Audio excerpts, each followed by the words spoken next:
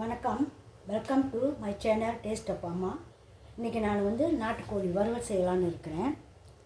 இது ஒரு அரை கிலோ மேலே இருக்கும் நாட்டுக்கோழி. வாங்க அது எப்படி செய்யலான்னு பார்க்கலாம். இதுக்கு நம்ம 2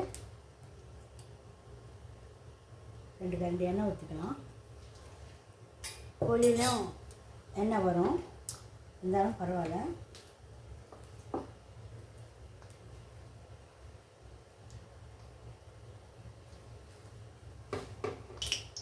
எண்ணெய் சூடாகிடுச்சு. அதில் பட்டை மிளகா, பெருஞ்சீரகம், பட்டை, ஏலக்காய், கிராம்பு இவங்கெல்லாம் சேர்த்துக்கலாம்.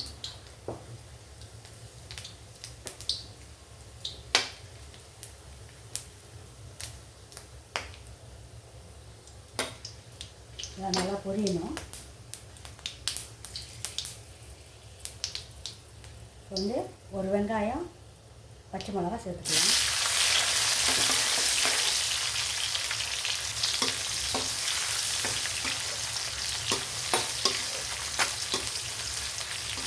நல்லா வதங்கணும்.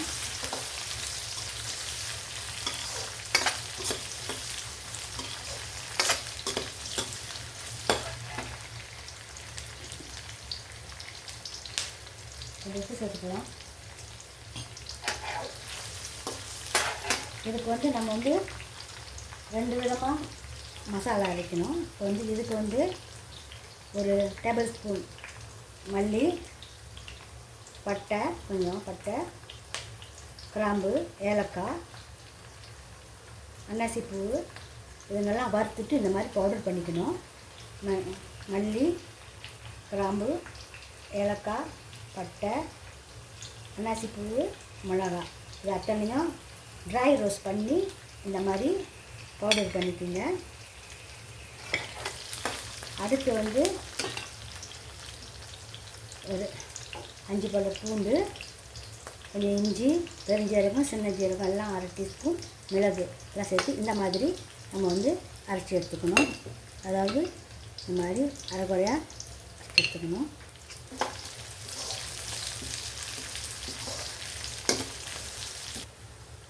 ஒரு தக்காளி பழம் சேர்த்துக்கலாம்.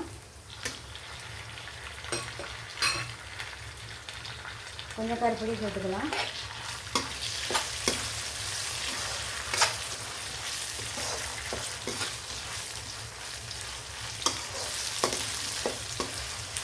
ஏற்கனவே நான் கோழி வறுவல் போட்டிருக்கேன். அந்த மெத்தட்லேயும் நீங்கள் இந்த நாட்டுக்கோழியை செய்யலாம்.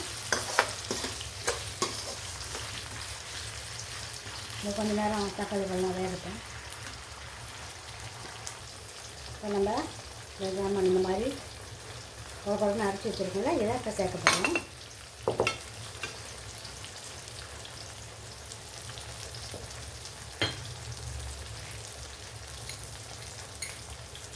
மஞ்சள் கொஞ்சம் சேர்த்துக்கலாம்.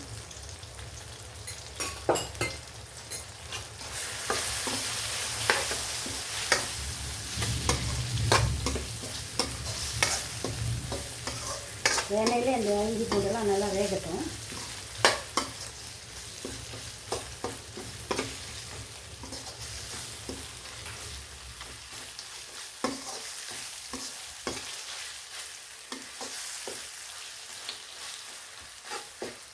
எல்லாம் வந்துடுச்சு. இந்த நாட்டுக்கோழியை நான் ஏற்கனவே குக்கரில் வேக வச்சுருந்தேன். இப்போ அதை நான் இதை சேர்த்துக்கிறேன்.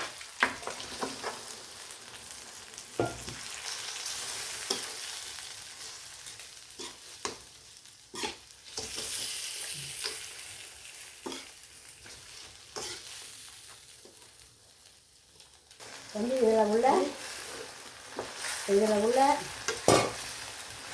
இந்த தக்காளி பழம்லாம் போட்டுக்கணும். இதனால் இதில் சேரணும். அதுக்காக நம்ம கொஞ்சம் மூடி போட்டு வச்சுருக்கோம்.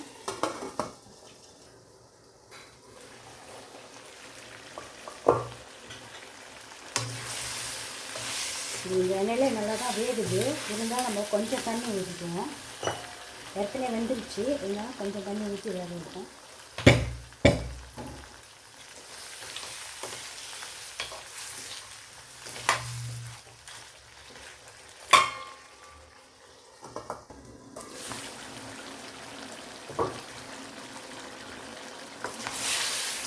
கொஞ்சம் நேரம் வேகணும். அந்த இதில் நம்ம வந்து இப்போ சிக்கன பாலை நான் சேர்த்துக்கிறேன். என்னோடய வறுவல் என்னோடய கறியில் ரொம்ப தேங்காய் பால் நான் சேர்ப்பேன். சிலருக்கு தேங்காய் பால் பிடிக்காது, பிடிக்காதவங்க சேர்க்க வேண்டாம்.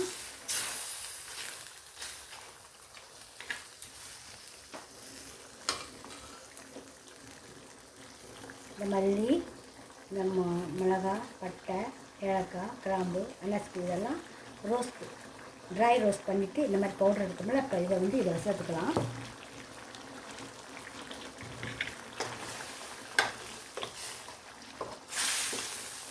எல்லாம் சேரணும். அந்த சிக்கனோடு எல்லாம் சேர்ந்தால் தான் அந்த தனியாக நமக்கு ருசி கிடைக்கும், இல்லைன்னா கிடைக்காது. சரி, நம்ம மூடி வச்சிடலாம். இன்னும் கொஞ்சம் நேரம் வேகட்டும்.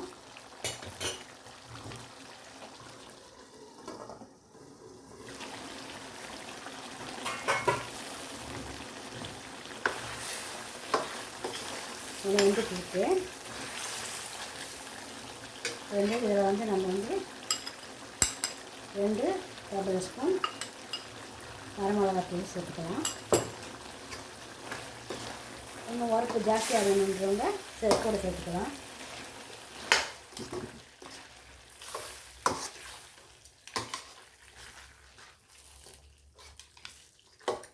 நல்லா கிளறிடணும். கிளறிட்டு கொஞ்ச நேரம் வேக வைக்கணும்.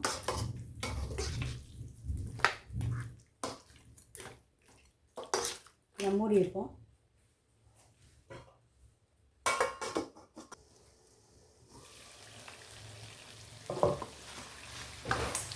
வறுவல் ரெடி. இதில் வந்து நம்ம வந்து சேர்க்குறோம் இல்லைங்களா, வரமிளகா உரப்பு குறவா வேணும்னா ஒரு டேபிள் ஸ்பூன் சேர்த்துக்கலாம். கூட வேணுன்றவங்க இந்த 2 டேபிள் ஸ்பூன் சேர்த்துக்கலாம். நல்லா டேஸ்ட்டாக இருக்கும். கொஞ்சம் உரப்பாக தான் இருக்கும். உரப்பு வேண்டாதவங்க குறைச்சிக்கிங்க. இது ரெடி ஆகிடுச்சு. நான் கருப்பில் போட்டு போகிறேன். இந்த நாட்டுக்கோழி வறுவல் சாப்பிட்டு பாருங்கள், ரொம்ப டேஸ்ட்டாக இருக்கும்.